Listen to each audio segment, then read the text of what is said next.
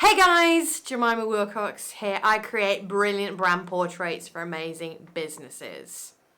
I asked my wonderful community, you guys, to ask me any questions you want. So I've got some fantastic questions and I'm going to crack right on and let's get down to it. So here we go. This comes from John Asperian, a technical copywriter. He asks, can you make fat people look thin?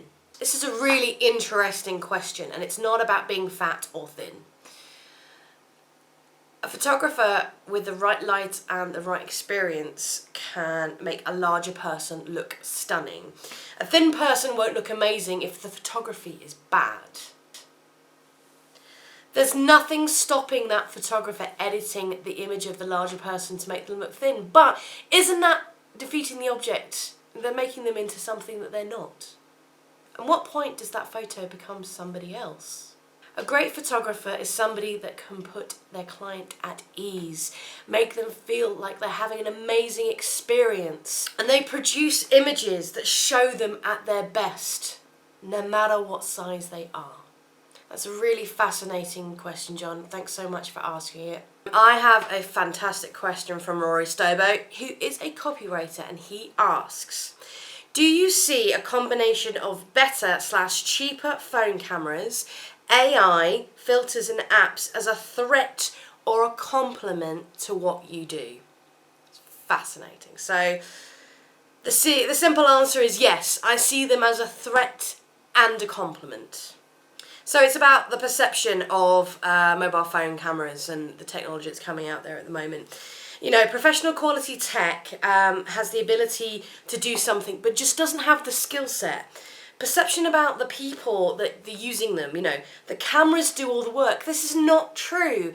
I am a degree educated photographer. I have spent, a good 8, 9, 10 years of my life learning how to do the technical aspects, the composition, learning about lighting, learning about editing, and that's the one thing that perception from people that have this technology may not be able to use it as well as I could use it and get the best results from it. There's a risk of overconfidence leading to images which just don't do the subject justice or just really align with their brand perception. The fantastic thing about technology is it's open to everybody. Everybody has the ability to use it, and that means me as well as a photographer, and I want to embrace new technology and use it to the benefit of my clients.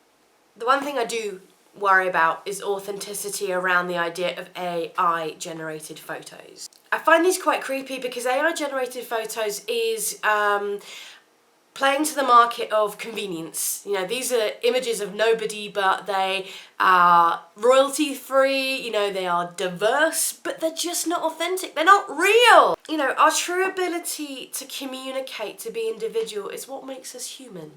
I really think this topic needs a whole blog post written about it.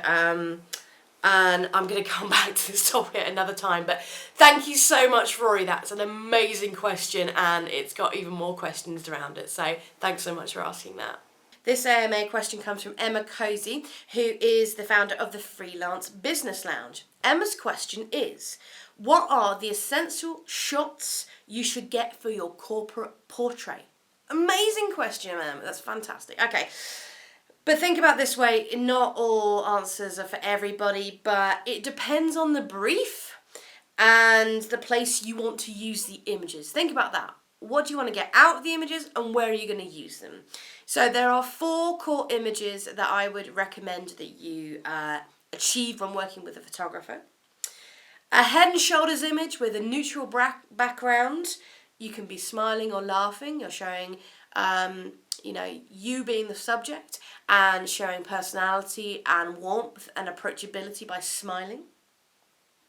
A head and shoulders image with a neutral background, but a bit of more of a serious face, maybe not smiling, but you need to be approachable in this one, no grimacing or, making strange faces. And that just gives you the flexibility of something where you need to be a bit more formal and a bit more professional, but you need to be approachable. Number 3, a 3/4 length portrait, so from head down to mid-thigh, on location, maybe in your workplace or somewhere with an interesting background.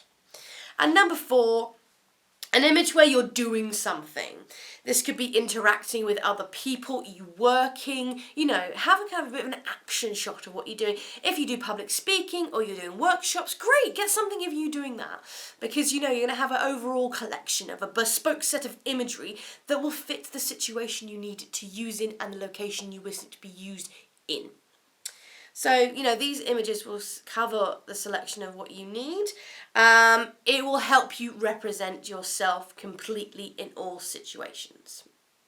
Thanks so much, Emma, for your question. I'd like to thank everybody for taking time out to ask me questions. It's been really, really interesting thinking about and putting these answers together, and has generated more topics and content that I want to do. So if you have any other questions, leave them in the comments below, but I really hope you enjoyed this, and I hope to see you again very soon. Bye.